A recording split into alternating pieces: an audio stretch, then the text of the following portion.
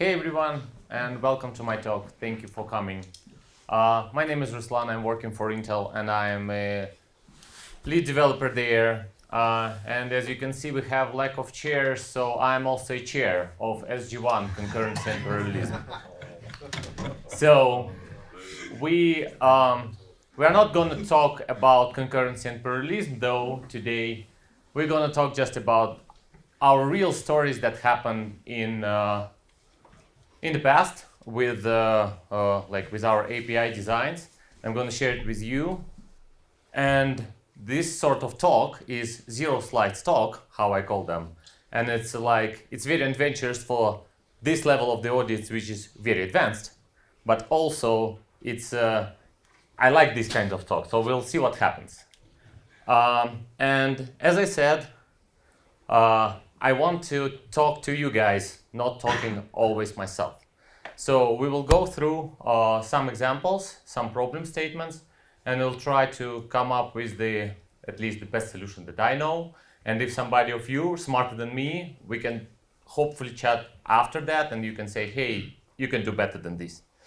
So with that, as I said, we are gonna move to the greatest tool in the world and write the whole code here. Like, it's going to be all live coding talk. I did some small preparation just to save time, and but other than that, I'm going to type in a lot today. With that, I want to check that if this size of font visible for everybody, and like we're good. On the back, okay. A little bit bigger. That's a bit unfortunate because we would have like smaller amount of code at the screen at the same time, but yes, the room is full. Yeah, we cannot do much about that. So let's move to our problem statement. All of these stories come from TBB, our threading building blocks product at Intel, and let's go to the API that we have. Here's blocked range, and it has nothing to do with C++ range. We developed it even before C++ 11 exists, I think. And the main point of it has begin and end and grain size. And this grain size is basically says how this range can be divisible. So it's minimal portion. And it's all, like, given that it's TBB, it's for parallel algorithms in TBB. And it's one-dimensional. So is size required to be a multiple of grain size? Is the size of your range required to be a multiple of the grain size? Not necessarily. It can have some tails, but yeah. We also have 2D blocked range, 3D blocked range, and at some point, some customer came to us and said, "Hey, can you please do 4D?" And at this point, we thought, okay, maybe we'll just do what we call blocked ND range, and cover like multiple dimensions. So if you don't want to, like, if you need something more than 3D. Then you're probably going to use this. I mean, it's technically possible to use it as 1D, but it's like more complicated API. So why would you do that? So for this blocked range, we're gonna concentrate on the constructor today. So it's going to be blocked ND range, and that's what the constructor we started from.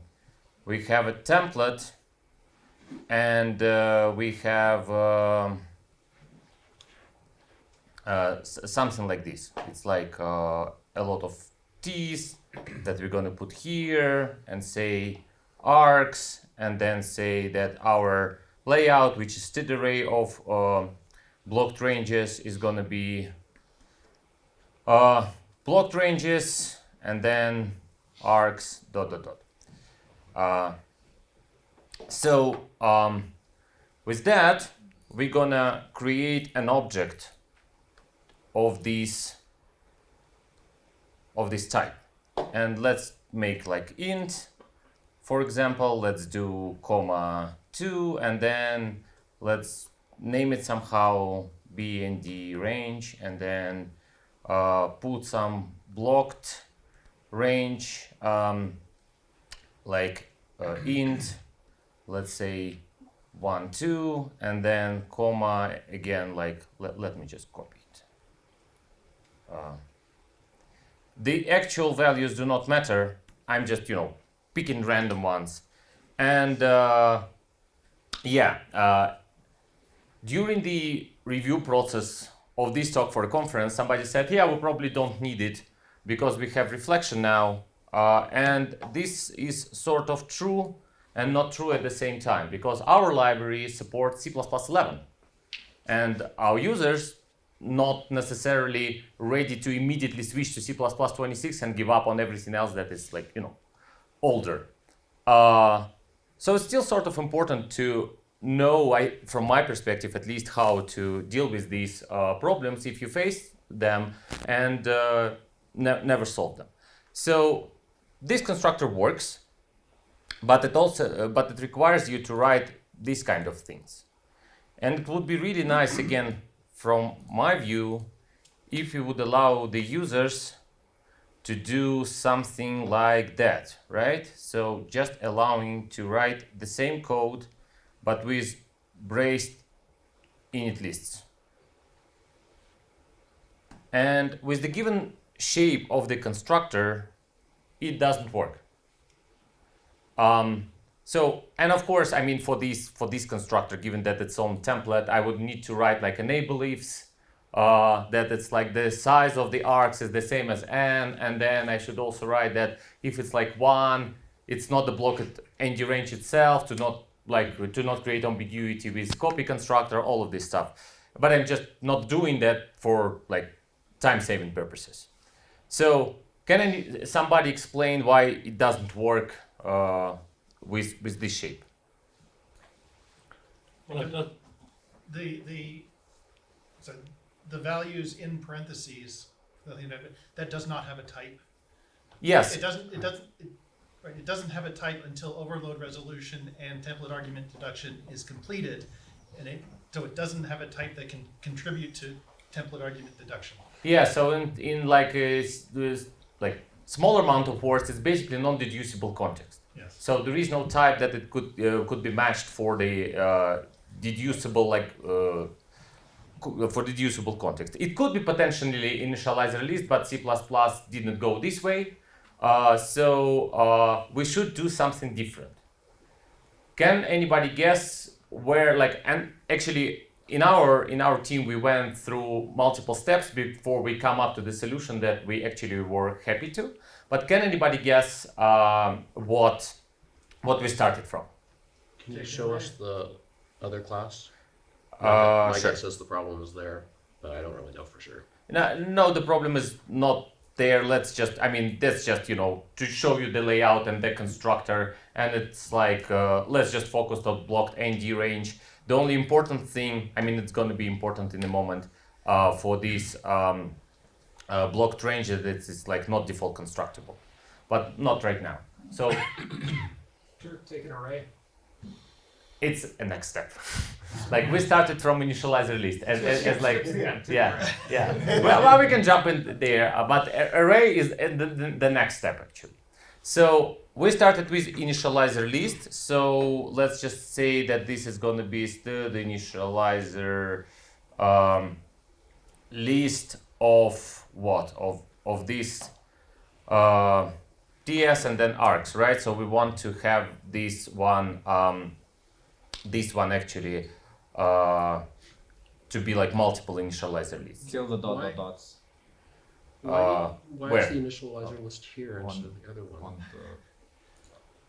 You've got multiple initializers. Yes, I've got multiple initializer lists, exactly. So, I'm not going to fix the compilations errors for this, because initializer list clearly is a bad solution here. It's almost always a bad solution. Right now, I think you're a monster. So. Okay, You cannot deduce a type either. no, I can. Yes, I can, because when I said it's a hint, it's initializer list, now it becomes deducible. It makes this deducible. So, but only as long as you don't accidentally say 1.1 and 2 without point, and then it's not deducible. Yes, of course, because they all have to have the same type. So the point is like why it's bad. Like it's bad like even if I make it compile.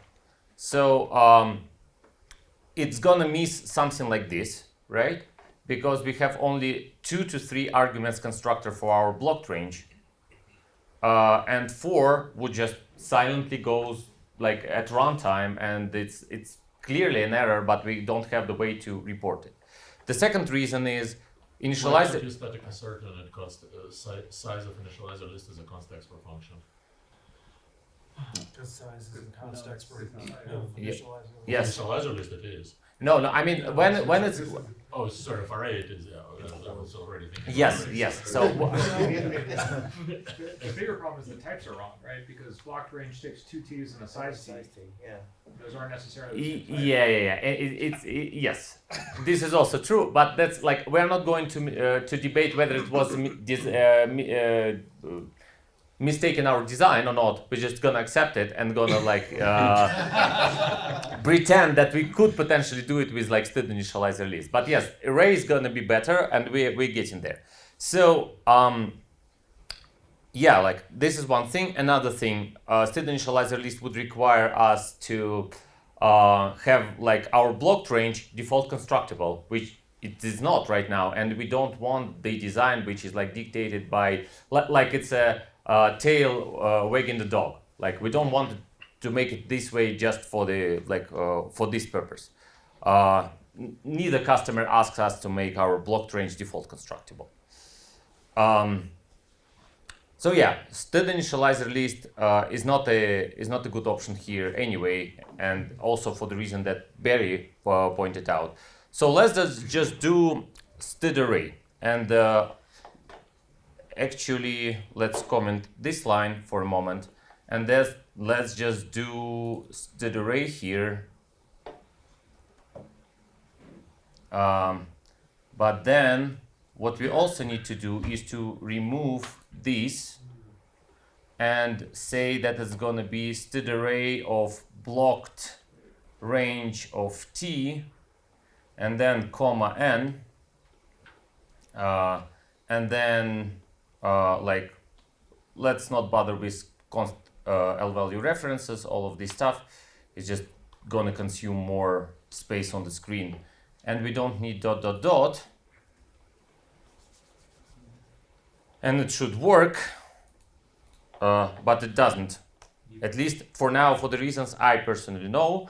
But we will see if it like works going further when I fix those. So for this we have std array of blocked range and then args, and we just initialize it with our blocked ranges with args, which is like actually one arg now.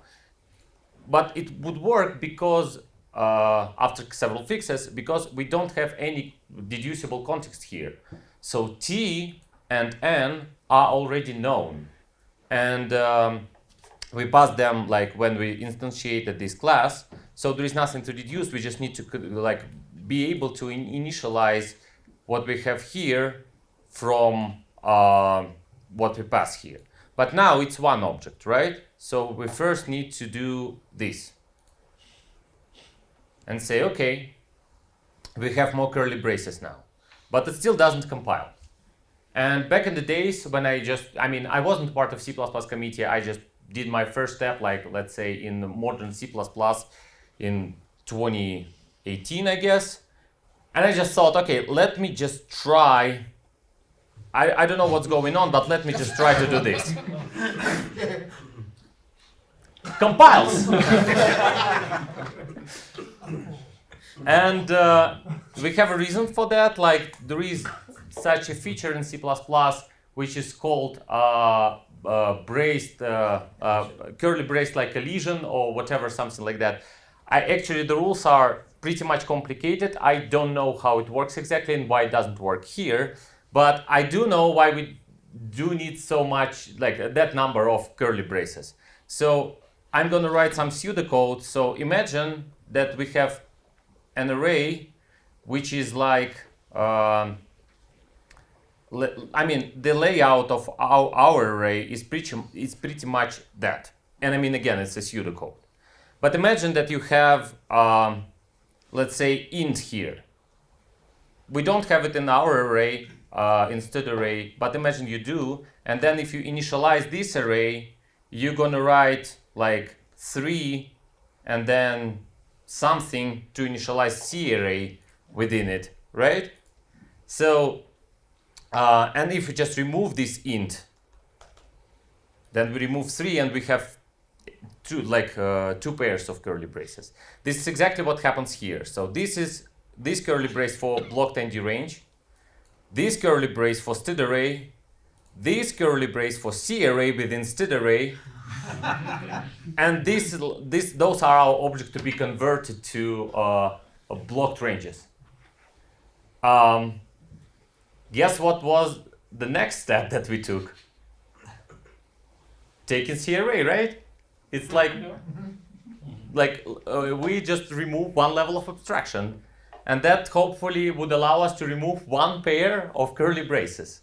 Let's check that. So here I'm gonna do this actually. So it's gonna be const blocked range t ref, then what? Then it should be like this. Sorry, no, not like this. Other parents. So array, and then this and this pretty much, and then it's No, you call the array arg. yes. Correct.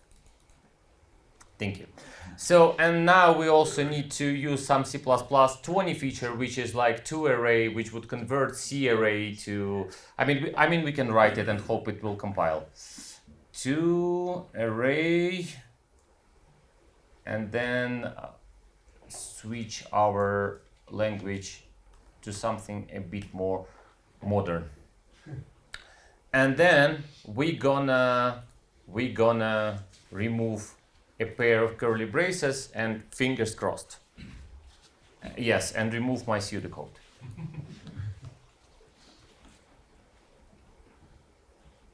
Whew, it compiles. So at that point I thought, okay, maybe it's good enough.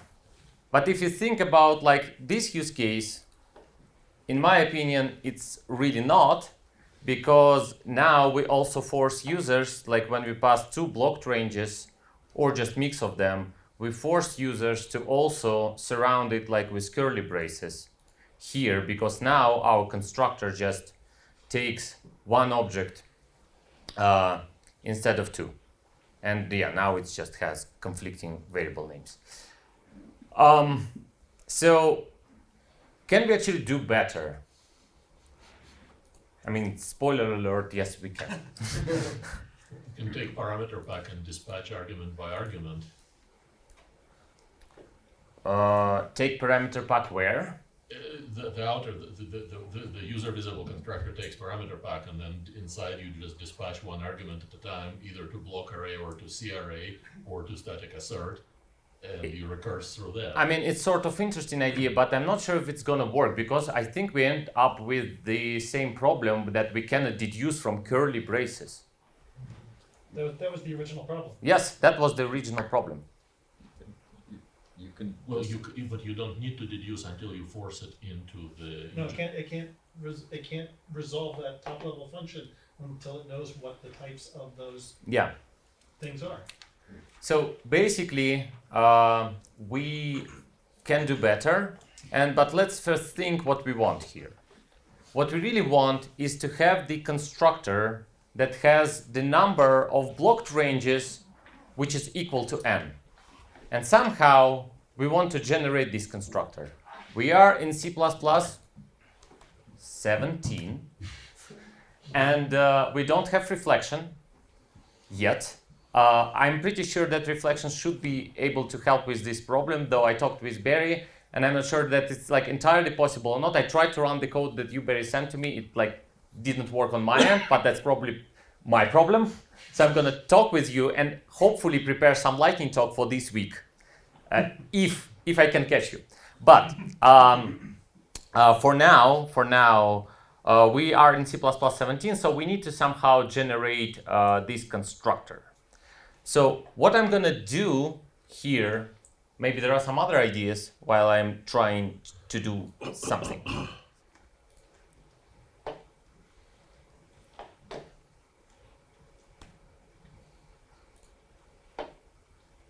and I'm already typing hints.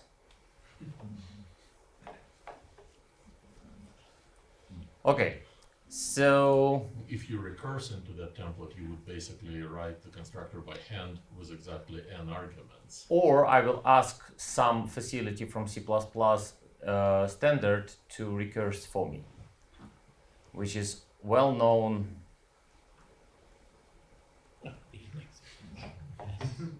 Yeah. So, and we can do like this. And we also gonna say like that we need some parameter pack being here.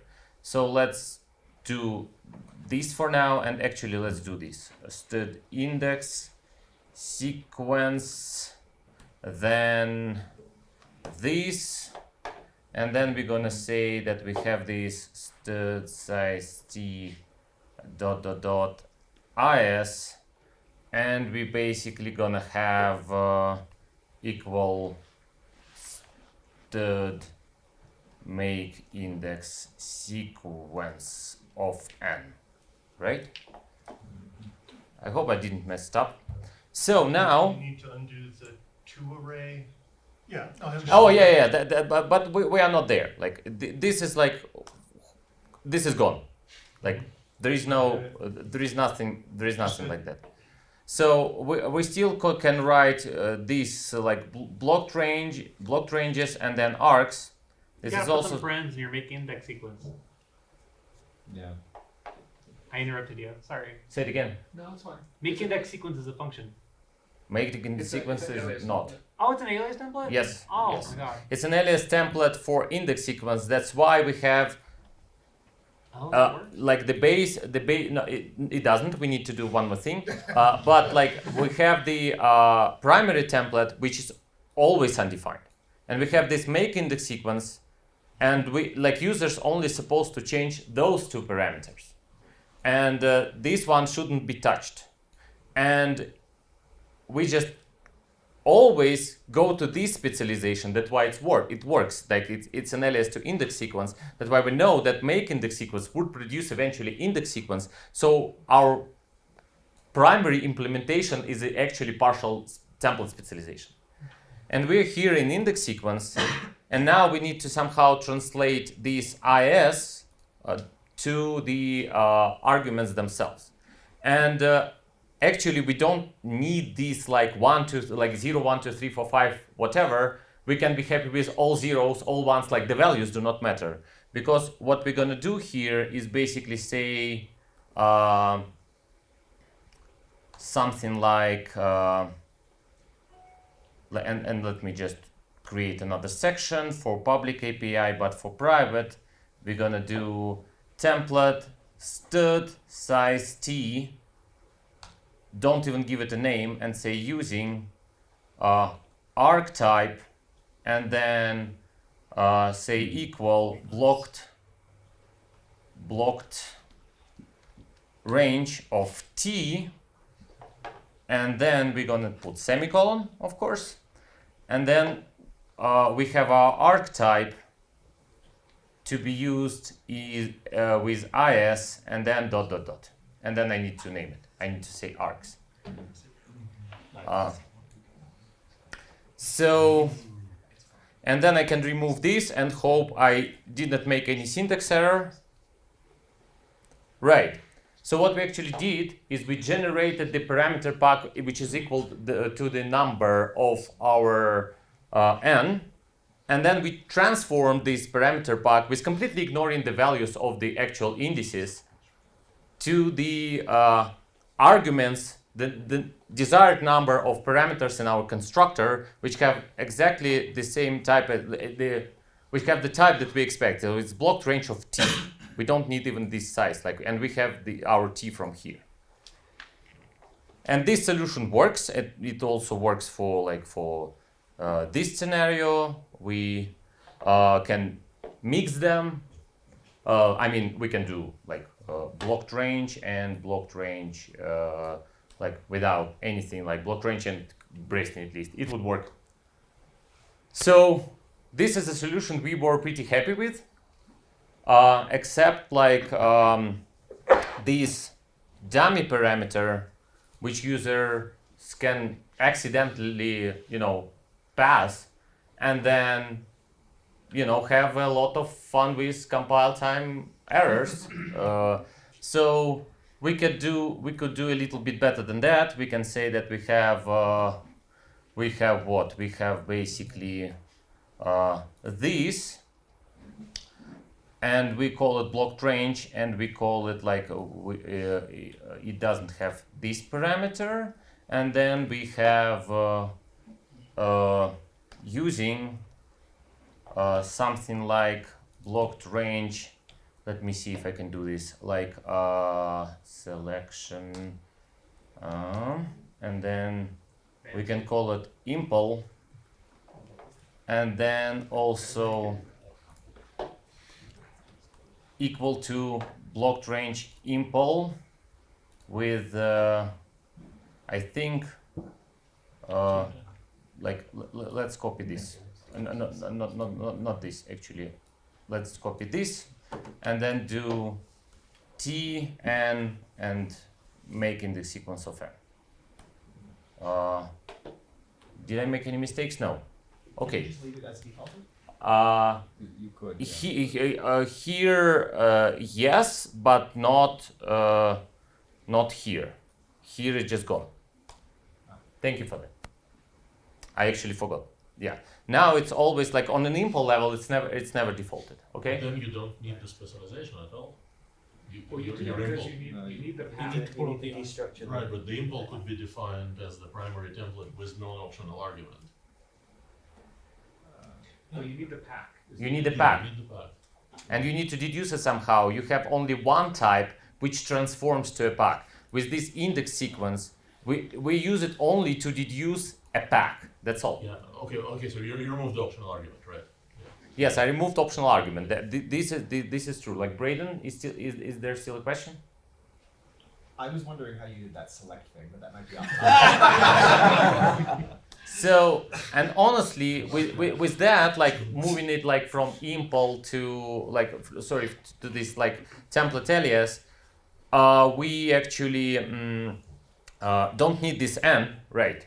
Like we can remove this one. Yeah, go ahead. Instead of doing that, could you put like the template guards, like basically put like int, I think int ref ... to absorb all explicit parameters before your index sequence? I'm not sure I follow. So after your key up there, I think, what is it? Like before, I think you, because I think you're deducing it, right? I don't know. I know you can do it for the function template. I may be mixing two times. Go ahead. So you could do it, and that would prevent users from messing with your type, but it would still compile incorrect code. So you don't actually want to do that. Because you want users to only ever supply the exact two arguments that you want. You don't want to throw the rest away. You want to you want to not compile.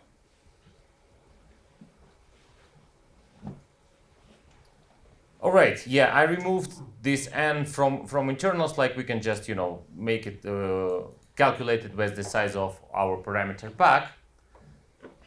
And I hope it was already pretty entertaining, because what comes next is even cooler in my opinion. Now we got are there any other questions to discuss so far? So is this the approach you settled on? Yes. Okay. Yep. So we were pretty happy with that. So, but then C++, I mean, it's C++ 11. It would work with C++ 11. I think I don't have anything specific except maybe make index sequence or whatever, but we can run it on our own. So let's pretend it definitely works with C++ 14. So now the question is, when the C++ 17 rolled out, how are we going to write some sort of deduction guide for this? Because we have a chicken and egg problem, right? We need to know this n, like this n, in advance to be able to generate our constructor. But also, we need something to be able like to deduce this and from. And to solve this, like I personally just like it wasn't solved for quite a while. This solution is something that lived in our repository as experimental for quite a while. But before making it like production, like remove it from experimental stage, I really wanted to solve this problem with the deduction guide. And again, spoiler alert, I don't have fully generic solution, but I think I have a solution which is like good enough. So what we gonna do to achieve that? First of all, no matter what I write now, like whichever clever solution I can come up with, the deduction guide for this class wouldn't work. Can somebody tell me why? Because it's not actually that class, right? Like you're using an alias, so. And we only look in the primary. Yeah. And we don't have a primary here. It's primary's empty. Yeah, but another problem is like in C++ 17, deduction guides do not work with aliases at all. They only work since C++ 20. If that's what you guys were trying to say, That's that what I was trying to yeah, okay. So we need to make it struct. So let's do this. So let's make it struct and inherit from this and move it somewhere. And yeah, now we have this struct, but we don't have these fancy generated constructors. So we need to somehow make it available here.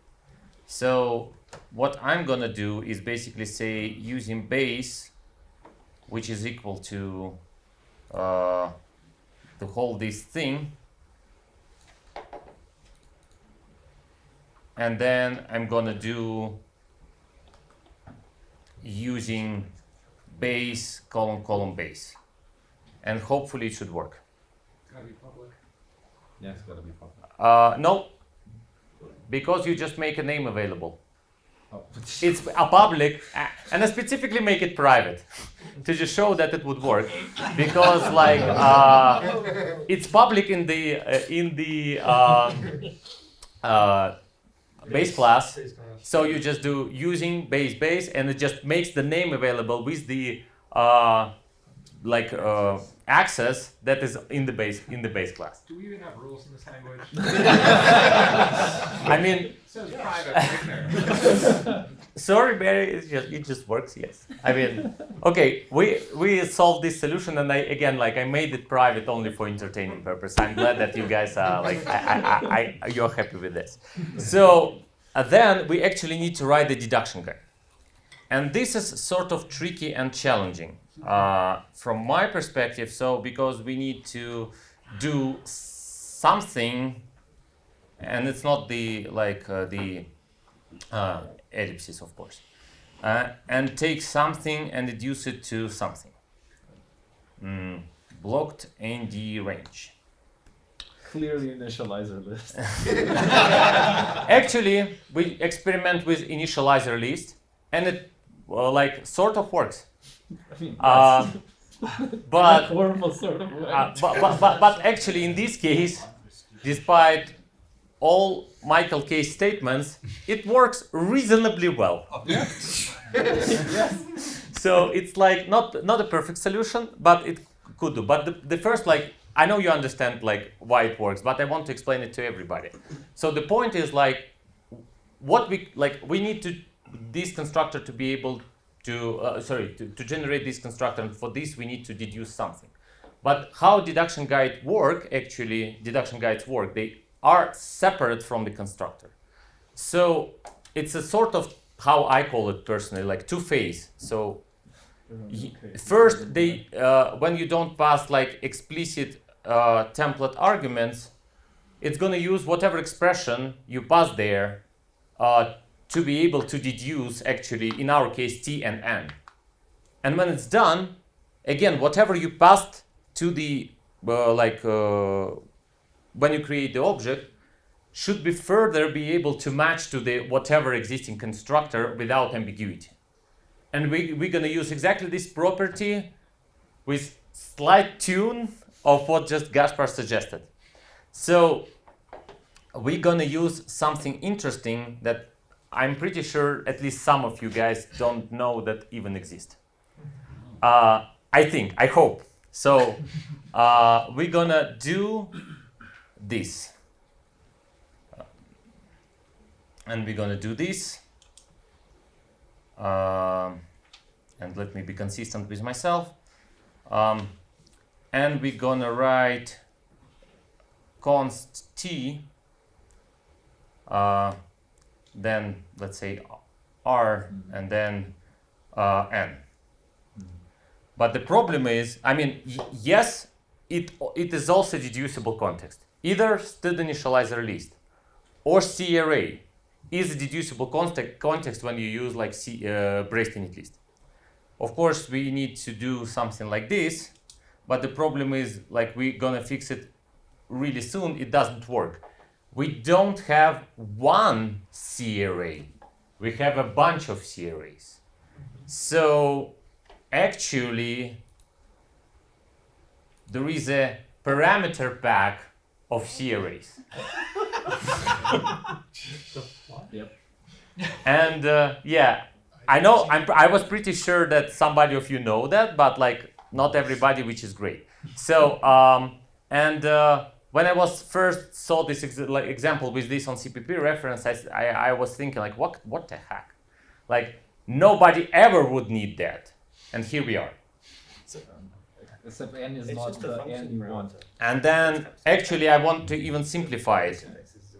I would do this, and that would be sufficient, because otherwise I would need to decompose it like to t, and then t's as the tail, and check if t and t's are all the same. But why should I? I can just force the compiler to do it for me, thankfully. And the n should be slice of n? Of course, yeah, like it's, as I said, like we're going to fix it like in a minute, and actually it's like parameter pack, so let's be consistent again and say ns and say size of ns. You're not expanding. I don't need to. I expand it like by this. Like C array syntax, like parameter pack of C array syntax is like fascinating. So I don't see how this works, because so our block range type isn't an array of t, right? It has two t's and a size t in it. and that's the limitation we are getting to. Right? So like you just can't pass that third thing. I can. Yes. No, I can. He can now. I can now, yes. 2 or 3. But the problem is like What if you change? But that's because they're all ints, right? exactly, like if I do this, it's not gonna work. Yes, this is the limitation. So when we just, as I said, I cannot come up with fully generic solution. So I can do this, but all of those should be of the same type to be able to deduce as C arrays. But it's not anyhow different with std initializer list that Gaspar just suggested.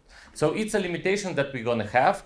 But the nice thing is, yes, it's gonna fail at like compile time. Probably not the way we want it to fail at compile time, because it's the deduction guide itself passes in this case. But the constructor, then there is no constructor to match these arguments to, because we have 4 arguments here, and we take only up to 3 for blocked range. And then yeah, like this works, but it works as long as we keep all the types the same. Even if like in our layout of blocked range, like just blocked range, the regular one, we have std size t. So we can check that it's like not the random code that just compiles. We can just check that it really deduces something. So let me do this. Let's do decal type. I mean, there are different ways how we can print types at compile time, but I'm gonna do something like this. I'm just gonna create a compile time error that for something that clearly doesn't exist, and it's gonna show me blocked range of int of 2. Let's add like something else, and it's gonna change it to 3, and then let's do like all these are U's now, and it should change to unsigned and 2. Cool, it works. Yes. I have a question. Is that actually works on all the compilers? Yes. Yeah, because it's a production code in TBB, and TBB works like yeah, I'm showing it on GCC, but it works everywhere. It's a good question though. Thank you for this. So let me remove this error, and like the reason why I prefer again like std initializer list would do the same. So it's gonna let me get it back. So yeah, so would do the same in the sense of that if we pass the 4 arguments, it's not gonna fail for the deduction guide itself, it's gonna fail later. So it's this initializer list or C erased is just a, let's say, proxy to deduce T and N, and then when it's deduced, we have our constructor generated and it all matches. I hope it's clear. And now we can do a little bit better with this. We can do the, let's say, more user-friendly error. I mean, the trade-off is, I mean, for this case, the trade-off is it's probably would get longer to compile, but it's like up to library designers to decide whether they want to save on compilation time or whether they want to do something to like save their users. So what I'm gonna do is basically do something like, I don't know, struct and template stud size t is. Oh, better to say ns, because that's exactly what we're gonna check. And gonna do n checker, and then this, and then something like, I don't know, I don't really like to write this sort of fold expressions, but let's try and hope I will not mess up.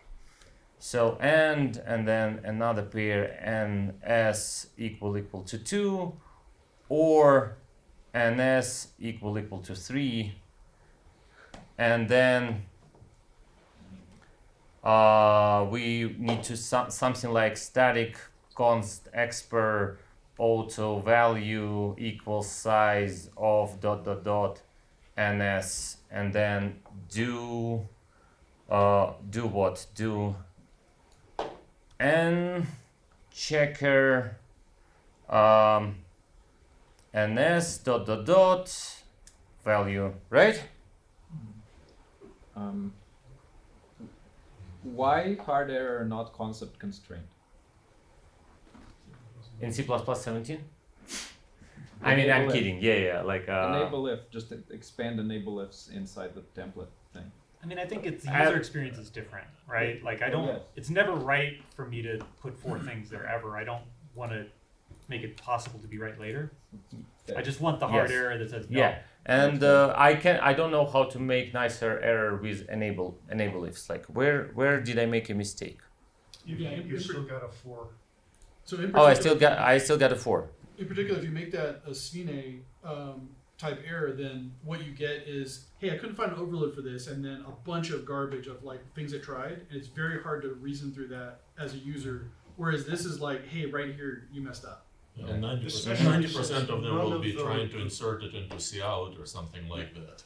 Yeah, especially since none of the things that the compiler is talking about have anything to do with what you were asking, what you thought you were asking the compiler to do. The standard library is incredibly promiscuous when it happens to things like this. So then it depends on your compiler how it actually gonna handle static assert. So on GCC it's not the first thing.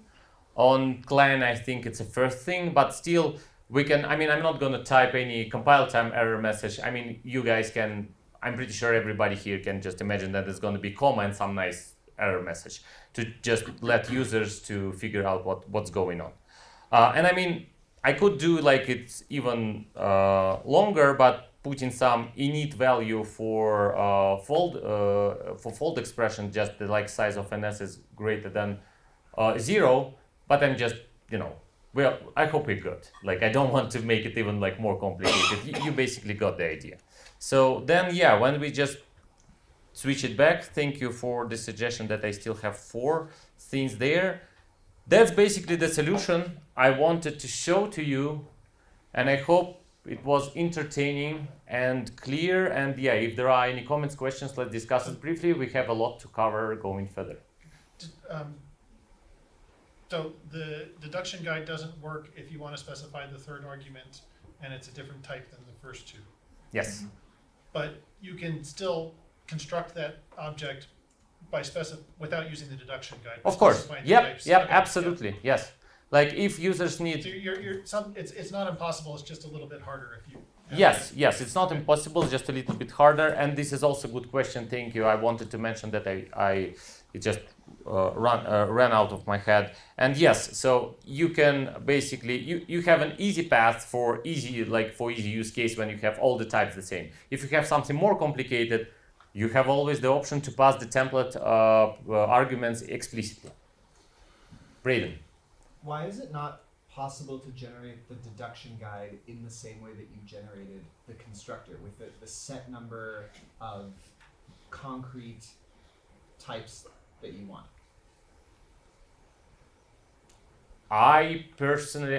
We can think about this offline, but I personally don't know the syntax for that. You need an expansion context, and you can't conjure one up.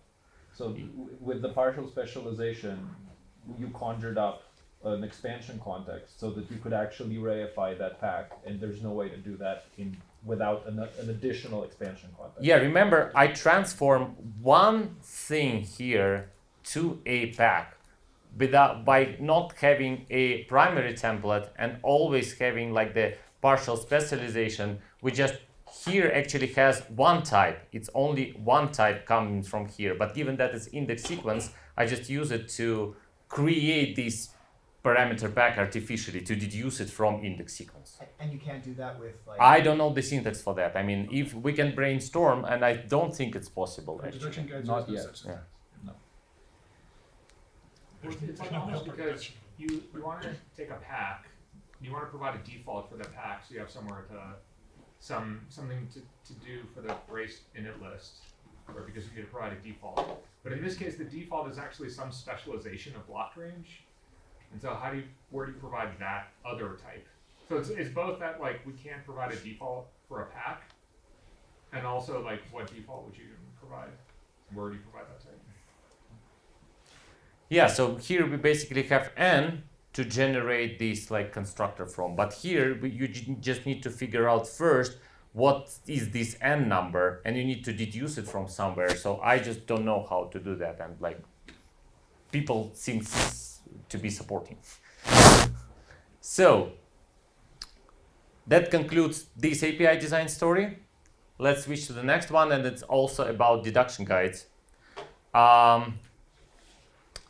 And this also comes from TBB, and this is the API of, yeah, go ahead. Before you get off on that last one, do you really have a lot of users that actually want to use that kind of syntax right there on line 63? Let me put it this way, we don't have a lot of users who want more than 3 dimensions in their parallel code. So it sort of implies the answer, so we don't have a lot of users for this thing at all. We just wanted to make it nicer and not requiring for them to go with like retyping block range each and every time, or just creating a like, I don't know, arc type alias or whatever. So if you just wrote a deduction guide that was like, this is the 2D deduction guide, this is the 3D deduction guide, this is the 4D deduction guide, and if you just went up to 10, that's probably enough? Maybe, because like we never thought about like more than 5D, but you basically suggest us to roll back to C++ 98 and have like this tuple up to 10 or whatever, which like exactly the implementation of tuple we have in like TBB or 10 dimensions should be enough for everyone, right? exactly like memory, right? Like I forgot which number was that, but like 56K. yeah, like 66K, like enough for everybody, right? And now we are run out of memory completely. So, okay, let's. We still have a lot to cover. Let's switch to another part. Sorry, one more question. Yeah.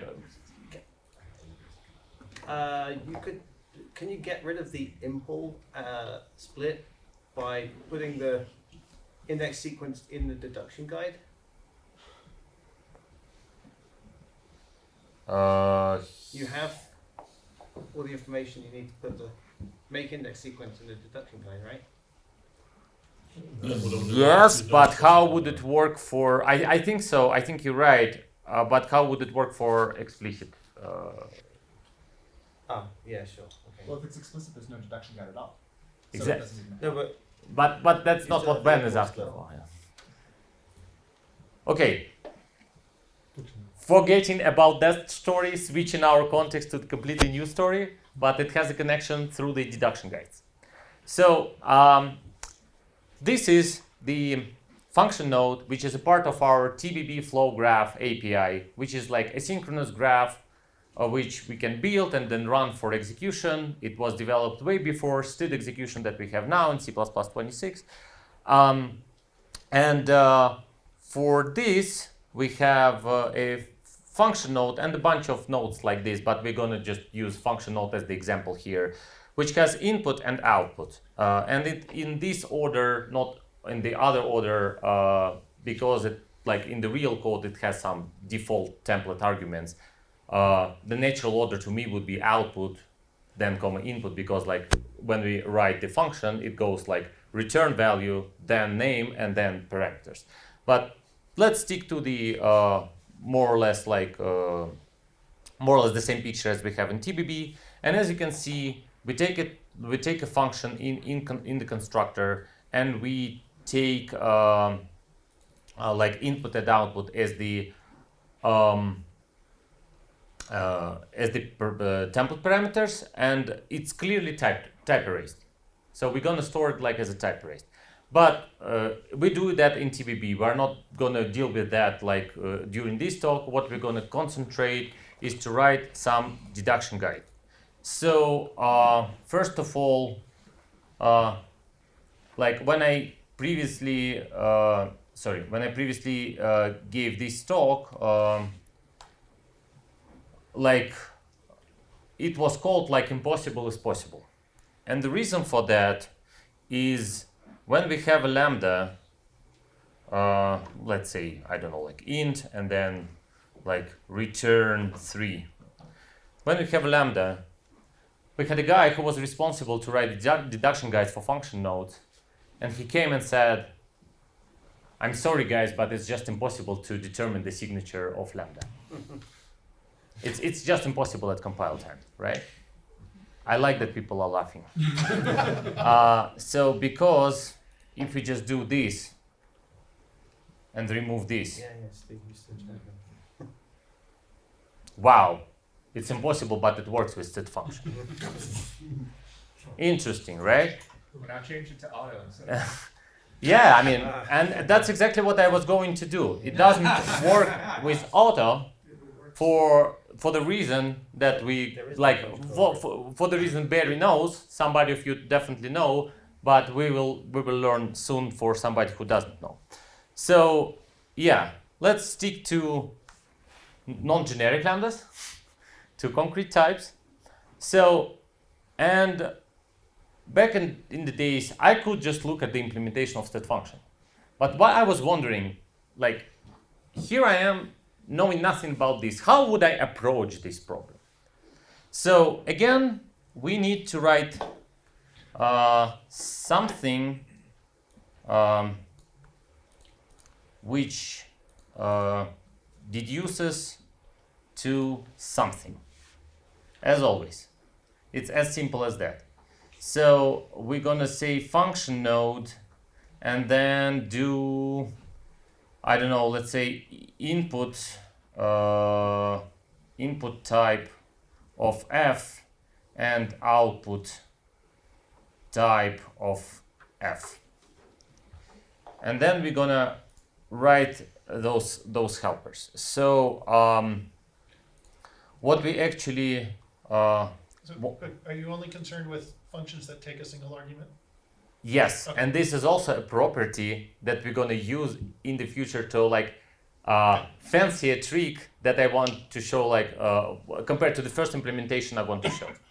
So yeah, so our function not only supports one argument. It's like no zero, no like two, or like only one. So for the input type, let's do something like this and say using input type, I don't know like how I would call it, but let's say type name signature, maybe it's a bad name, but excuse me for that. Input, and then we do the same for output. So we're gonna change output here, and we're gonna change output here. And then we're gonna write this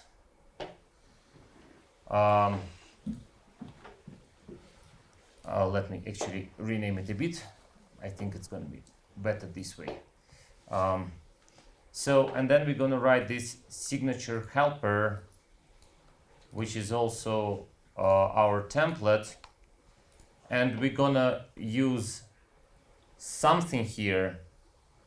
Let me do alias, and then here I'm gonna use signature with something again within angle brackets, and then I'm gonna use this name to produce some struct that is signature. So basically this is our infrastructure. So we need something to basically read from this lambda and then be able to decompose it to a signature. And like for the people who know that already, give me just a second, I'll get to that. So first of all, the lambda is an object, and we need a signature of a callable operator. So what we're gonna do is basically write f operator, like calling operator, and take an address of it. But that's an object. We need a type. So I'm gonna do decal type of it. Now we need something to match this signature on, and we need something to be able to like to deduce all we need. And back in the days, I looked at this page on CPP reference. I'll make it bigger in a moment. I'm pretty sure I need to. So there is a list what can be deduced. Like there are lots of things going on there, and honestly, to me, it's not clear. Like if I wouldn't know what to do, it wouldn't have made any sense to me. Fortunately for me, I was developed it back in the days when there was an old version of this page. Where this is pretty much clear, right? Like I mean, it's sort of also complicated when you look at this like for the first time, but you can get, okay, I can deduce like t, like when it's pointer, when it's reference, like something. Okay, this is like type, and type here means concrete type, t here means like some template. Oh well, function type, yeah, it sort of makes sense. Okay, pointer to a non-static data member, whatever. And then we just go further and further and further and look like to this, and it like clicks. Okay, we can try to do this.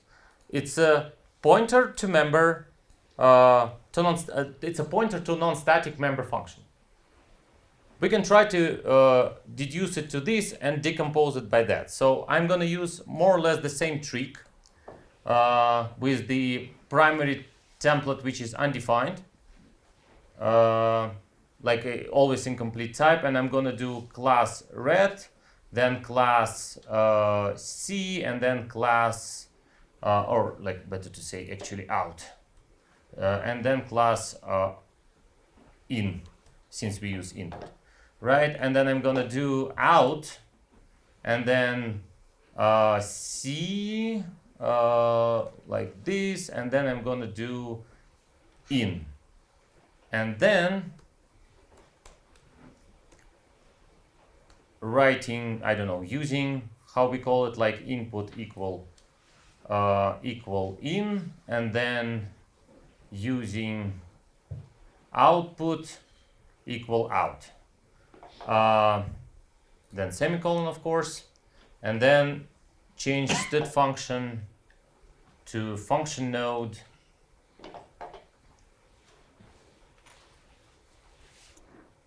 and I hope it doesn't work. Yes, it doesn't, because I made one purposeful mistake. I hope I only did one, because only one was purposeful.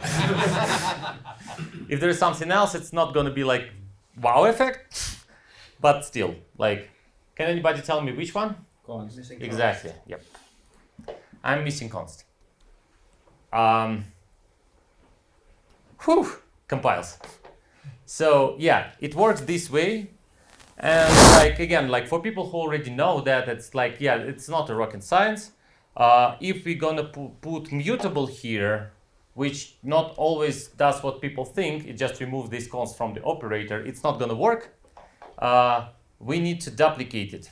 We need to duplicate this specialization and remove const to have both.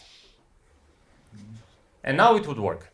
For mutable, for let's do function node like fn1 and fn2 actually, and 1 is not going to be mutable. It would work. So, and yeah, I think there is no workaround in avoiding these duplicating things, because again, not sure how many of you looked at std is function implementation, but if you look there is a bunch of all possible combinations of like specializations for like const, volatile, ref qualifier, and since C++11 also no except, which became part of the type. And if you guys wonder, like for somebody who watched very carefully what 6 dot means, it's actually these first 3 dots is like a parameter pack, and those 3 dots are like C ellipses, and you don't have to put comma between those according to the standard. You do now. Now you do. Oh, now you do. Okay, fine. But you didn't know, like, we need to fix CPP reference then, like, and say like repeat bunch of these specializations since C++, like whatever 26 or. There's a much easier way to write this, right? Which Walter Brown has told us, which is that so if you try and add reference to a function, what you get is a function, not a function reference, right? So is function is just something which is not already a reference and doesn't become a reference when you add reference to it. Okay. Yeah, I think Alistair Meredith sent a Twitter tweet thing a couple years ago about that. Oh, that's cool. Okay, I probably need to learn that. Okay, still, having to write this pile of nonsense. So let's the fixed point for the reference operator. let's go back to the talk. So first of all, we have some requirements that let's avoid this duplication. What we really can do is basically to introduce some params. Maybe it's again like bad name because it's not only params but also the return type. But let's call it like this, and also inherit here and define actually this struct not before signature. So define this struct in out and params, and then we're gonna do what we're gonna do this and then just copy those and then do this and remove it from here and remove it from here and hope it still works. Yes. So another thing to mention that we only allow either const type ref or just a type like by value. We don't allow like L value qualifiers. I don't remember exactly the reasons. Maybe there was historical, maybe there was some problems like with lifetime. But what we want, and also what's important to mention, for deduction guides, we always, and like for just, regular usage with the explicit template parameters, we always require users to use the, let's say, plain types without any const, without like any reference. It's going to be like int or like float int or whatever. So for this reason, since I'm writing in C++17, let's just use the decay here. And of course the decay t. And the decay here as well. And also, again, save the users with some nicer compile time error and check for input. So input, so it should be stud is same v input and in, I guess, and then or stud is same v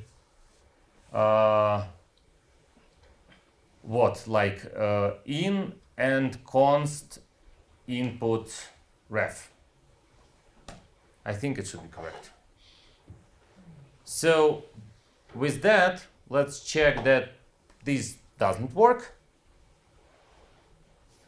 But this, yes, it fails to compile, but this works. Cool. And then, as we did previous time, let's actually check that it actually deduces something. So it's not like some random code that I just wrote in front of you and it just does nothing. So let's do decal type fn2 and then basically too much. And look at the, look here, we see int. Let's just change it to something, I don't know, let's do short, and then do, I don't know, 3 dot. We should see double, no, sorry, the other way around. We should see short and double, but we don't, okay. So it just took a while to recompile. So yeah, we should see short and double. So it works. As you can guess, with this solution, we have this expression here. So despite it works in TBB for functions, we keep plain functions out of scope for the purpose of this talk. It's possible to make it for functions, but I'm gonna show you a better trick, in my opinion, than just spending our time on functions.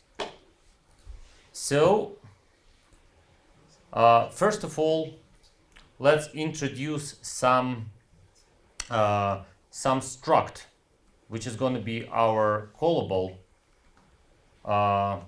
which is I don't know. Let's name it callable. And then we're gonna introduce some operator, callable operator, which basically does the same thing. We just properly call it like, let's say, int operator, and then also whatever. Let it be short. And we're gonna change it for here and like just use callable. I mean, it should work as well. Doesn't matter if it's like const operator or not. We basically thought through it and like supported it already. It doesn't work, of course, because of this. It doesn't compile because of something that shouldn't compile. That's great. But now there is another interesting problem, which doesn't exist for lambdas, but does exist for callables. What if you have more than one overload of calling operator? Let's try to do this. I don't know, like int, whatever. So it's gonna fail to compile, and it's sort of obvious why, or should be obvious, and if not, like, let me explain. It just doesn't know which operator you're referring to. You take an address, there are two operators, which one did you mean? And the same guy came and said, okay, I was wrong about like decomposing lambda's type, but this is clearly impossible.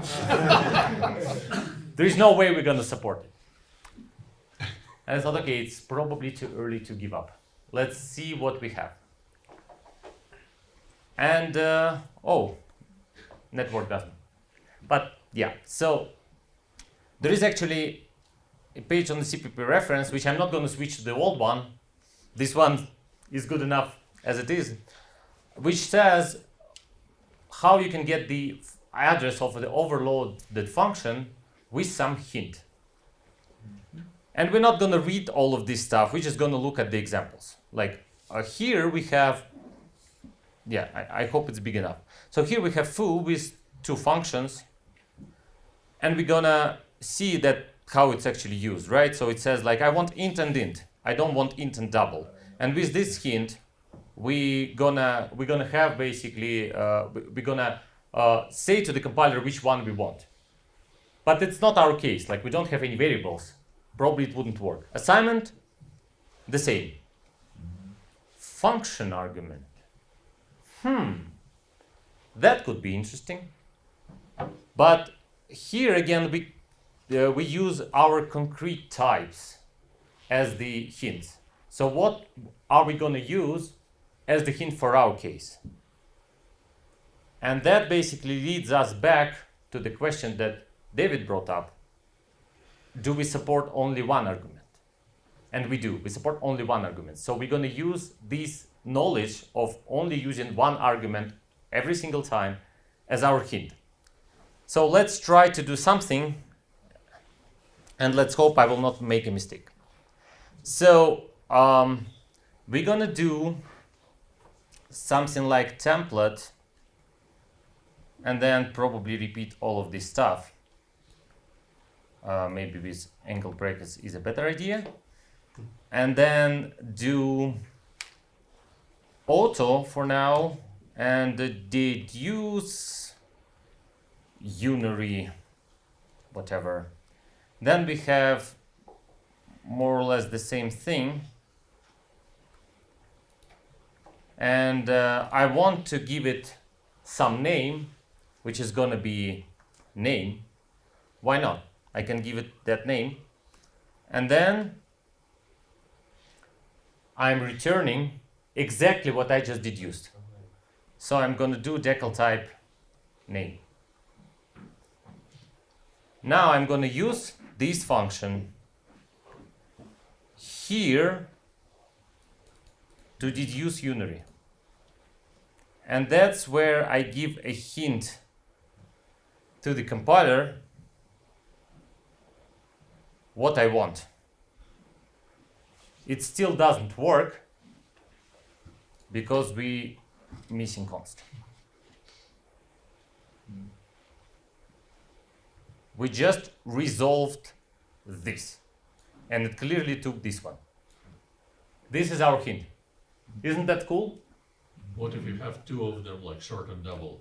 That's like you just beat me to it. Yes, this is my claim. This is impossible.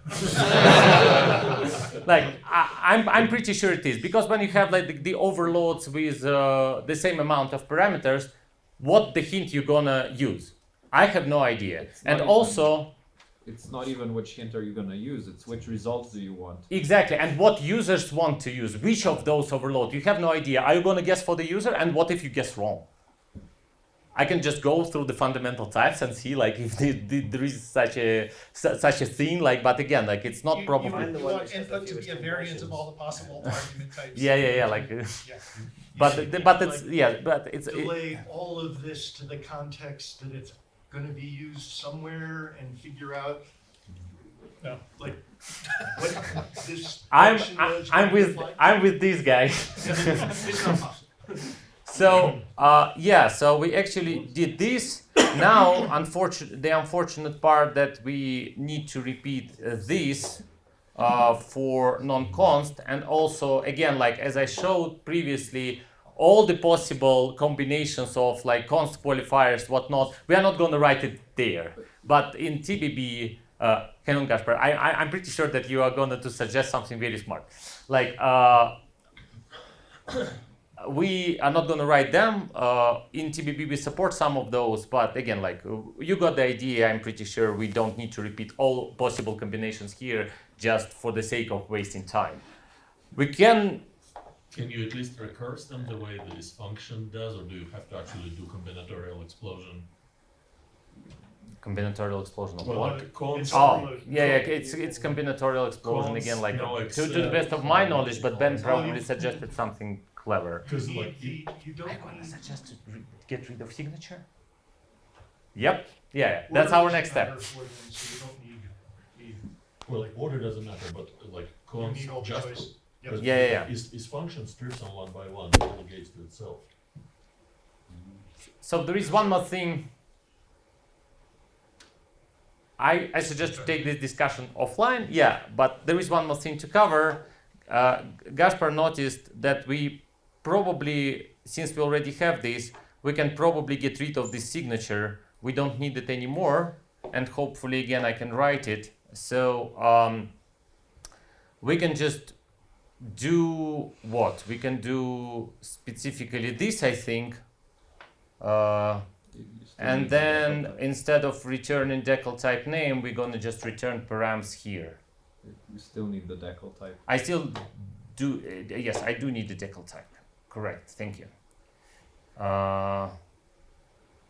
And I even didn't remove the last params. You see, like it's muscle memory. So what is that, like out, in, I guess? And then the same here. I think it's in out. No, in params I think it's out, in. Yes. Like I transformed from the function node order to the natural order of the function. But when just write like it's all internally. So yeah, that basically works. Of course, as we discussed at the very beginning, it wouldn't work for any like generic lambda or like any callable operator which is template. It would not work for this thing either, which can be surprising for you.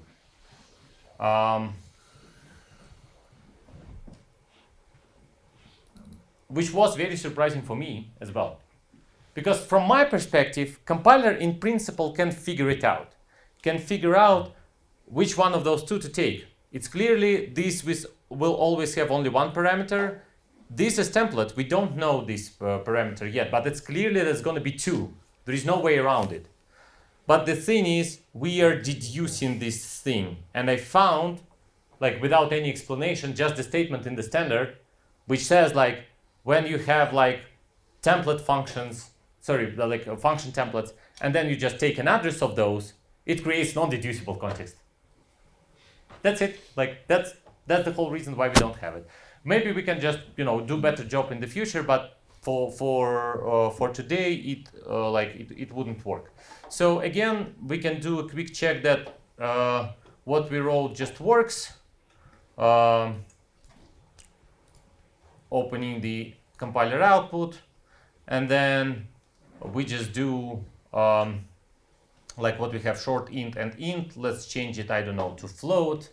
And this one, let's change to size t, whatever the type is underneath.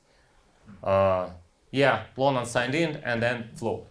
So it works, and that's basically like two API design stories that I want to share with you today. And remember at the beginning, just let me finish and we will go to questions. So remember at the beginning, I said that I have 0 slides talk because like this one was created by a conference, not by me. But honestly, I was sort of kidding a bit. I have like 1 slide, which is just a summary slide. Just for recap what we learned. So we basically learned how to generate a constructor based on the desired number of the parameters.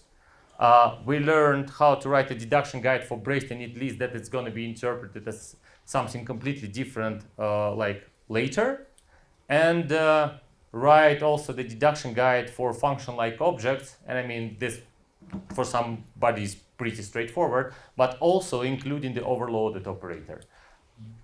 Again, I'm going to share those links if somebody wants to play with those. The homework is, if you want, you can just try to support the deduction guides for the last API story for functions, and also with the overloaded functions. It's going to be either very easy or very hard, depending on which road you go right away. That's basically it for my talk. I'm ready for questions. Never give up, by the way. When you think it's impossible, the solution might be just around the corner. You are in the queue. Can you go back to the code real quick? Yeah, sure, of course. On line 51. 51. How does that relate to the constructor? Could you have just put the return type in the constructor definition directly? It's a deduction guide syntax. Okay, so you have to do it this way. Yes. Okay. Go ahead. You were talking about it not being able to distinguish between 2 unary functions. Yep. Suppose the user specified the template parameters to function node. Would you be able to make it able to deduce which of the 2 unaries it wanted? But if it specifies the parameter or to the function node, there is nothing to deduce. It just works. Does it just work? Yeah, it just works because all of this speech was about deduction guides. When there is I understand that. Yeah, I'm just saying, can you have the 2 unary functions if you specify it? Oh, I see. I think so. I think so because there are concrete types as were shown as the like on this page. And when you say like I need to check that, but I'm pretty sure when you just specify the concrete types, it has this hint and it knows which one to take. You don't even need it's a deduction guide thingy. Okay. So with decal call, you can do the template versus single argument disambiguation. That's why I said probably in the future we can do better, because to me, I mean, from non-compiler expert opinion, there was nothing preventing us from doing that. But as like Gaspar says, basically the same. Cool. Sorry, decal calls down in anything. No, it's not in yet. But with future decal call, yes. Yeah. It's C++ now. It's a C++ now. Yes. It's Yes. not in, but I know there's a paper somewhere. I've even got wording and an implementation, so it's fairly close. But we have another question in the room.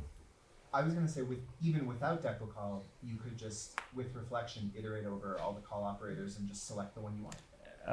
Yes, with reflection, it's probably. I mean, it's Barry is a better person to answer, but I think it should be possible. But again, like even with reflection, if you have both unary callables, you don't know what users mean. But if you have like you should be able to do that. I hope with the current reflection, right? Yeah. Between the unary and the template, you can pick the unary. Yeah.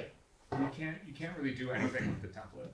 No, but I'm not saying you do. You just start with the template. You can ignore the template, as you should. And if your unary is template, you cannot do anything anyway. Yeah. So yeah. Did you just tell everybody to stop using templates? Yes. You can read between the lines. No, I'm kidding. I hope you enjoyed it. It was a relative challenge to type it like online, let's say. In your so you're talking two parts. In the first part, your final solution had C-style arrays. Yep. So I think you said that wouldn't work if the underlying bounds type was something not integral, like say const char star. Did I understand that correctly? No, like you mean like is all of those are const char star or? No. If the underlying type of your blocked range was say const char star instead of size type, or int or whatever. If t there. Oh, that one like not that size type there, but the t for begin and end. If it were say const char star, then your array.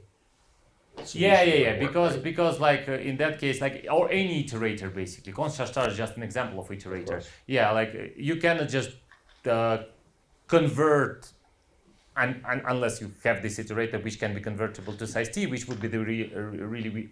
Oh no, even with that, you need to have all the same types in the deduction guide the same. So it's going to be something and something, and yeah, if this something is actually convertible to size t, it could work, but it's like it would be really weird iterator, and not for const char star for sure. But only the deduction guide doesn't work. You can still do it by specifying the template parameters explicitly.